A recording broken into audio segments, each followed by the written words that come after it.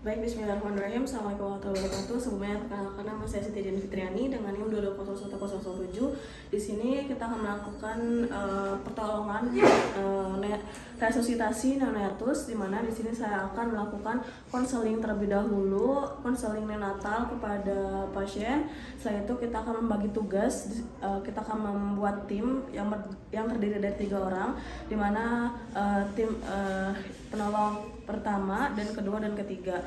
Selanjutnya di sini kita akan mempersiapkan alat dan bahan terlebih dahulu. Kita siapkan dari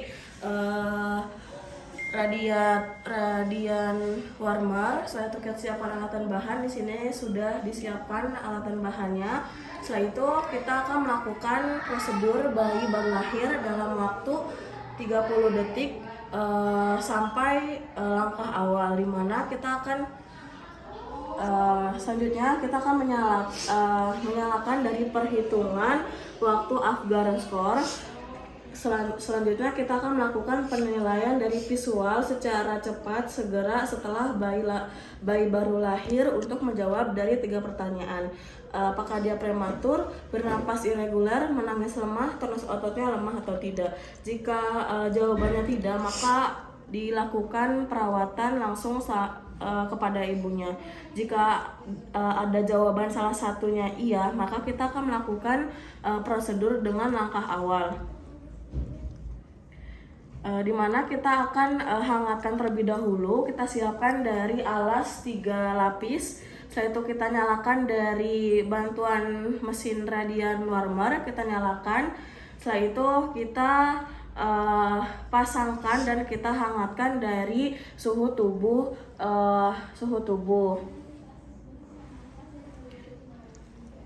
Setelah itu setelah dihangatkan, kita akan melakukan memposisikan kepala pasien, yaitu sejajar lurus, dan kita akan melakukan section atau pembersihan dari jalan napas menggunakan laryngoskopi dan alat section,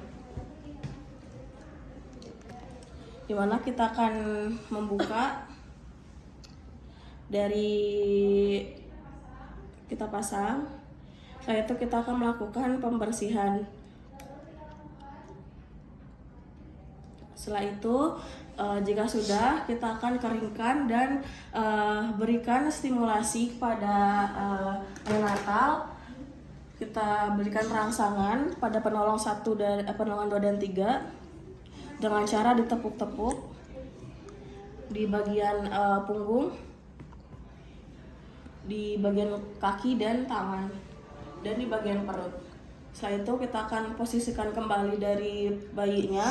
Setelah itu kita nilai dari usaha napas dan laju denyut jantungnya. Nilai usaha napas dan laju denyut jantungnya dengan menggunakan stetoskop.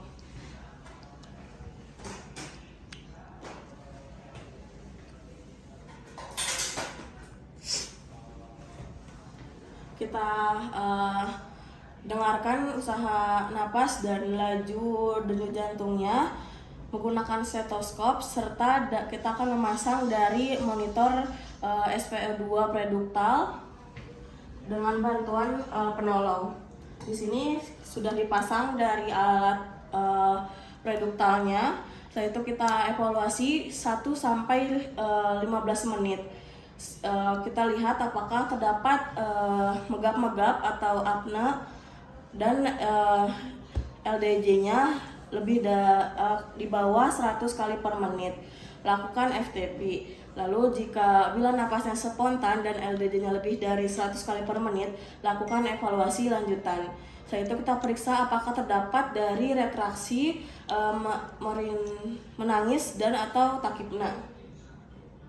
Selanjutnya kita akan melakukan prosedur di mana kita lakukan FTV, penggunaan dari FiO2 lebih dari 35 minggu, dan monitor SpO2 dan pasang EKG jika diperlukan. Setelah itu kita akan melakukan pemasangan sungkup. Kita pasang dengan 3 tangan di atas dan bawah. Setelah itu kita pasang sungkup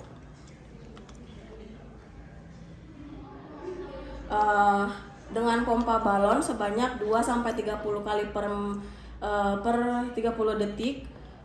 1, 2, 3.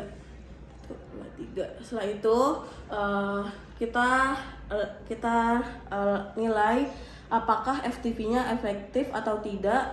Tanda dari FTP-nya efektif adalah adanya dada yang mengembang. Selanjutnya kita akan melakukan penilaian laju denyut jantung menggunakan stetoskop. Kita pantau LDJ-nya. Jika LDJ-nya dia 100 kali per menit, maka nilai usaha napas dan LDJ-nya kita akan melakukan pasang monitor dan pasang monitor preduktal. Jika LDJ-nya dia di bawah 100 kali per menit, maka kita akan melakukan FTP ulang atau efektif. Setelah itu kita akan jika tidak ada pengembangan setelah itu kita akan melakukan koreksi SRI-BTA atau sungkup, resposisi, isap lendir, buka mulut, naikkan dari tekanan, dan jalan napas alternatif dengan pasang ETT. Selanjutnya kita penilaian dari LDJ-nya. Jika dia lebih dari 60 kali per menit, maka lakukan langkah evaluasi. Selanjutnya jika LDJ-nya dia di bawah 60 kali per menit, maka lakukan FTP ditambah kompresi dada 1:3, 3 kali kompresi, 1 kali nafas selama 60 detik. Setelah itu sudah diintubasi atau dipasang LMA dengan penolong pertama. Lakukan evaluasi dan pemasangan inkubasinya. Setelah itu kita pasang dari akses intravena dan tambah pemeriksaan lab seperti gula darah dan siapkan untuk pemberian terapi cairan.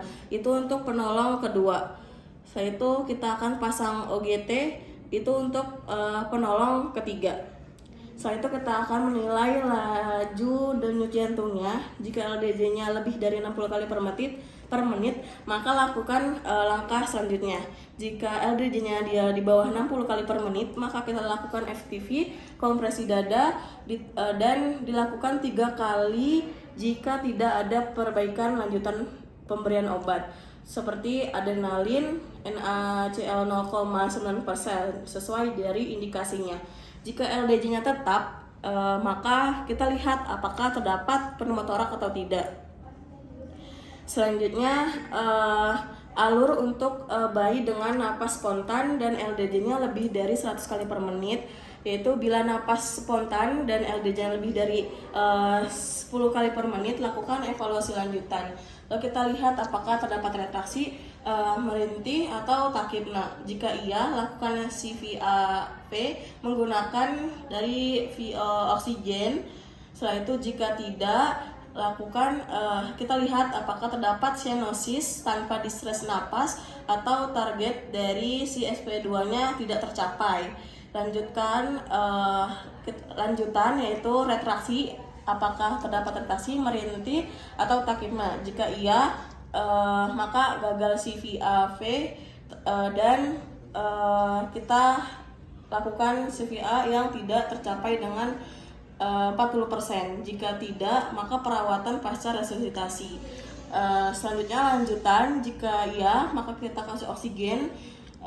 Setelah itu jika tidak, rawat bersama dengan ibu dan untuk dianjurkan untuk menyusui dini. Selanjutnya jika gagal CVAV, maka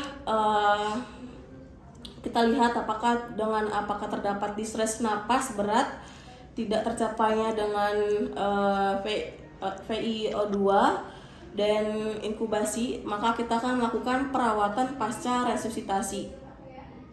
Baik, alhamdulillahirobbilalamin untuk skill lab dan resusitasi sudah selesai. Assalamualaikum warahmatullahi wabarakatuh.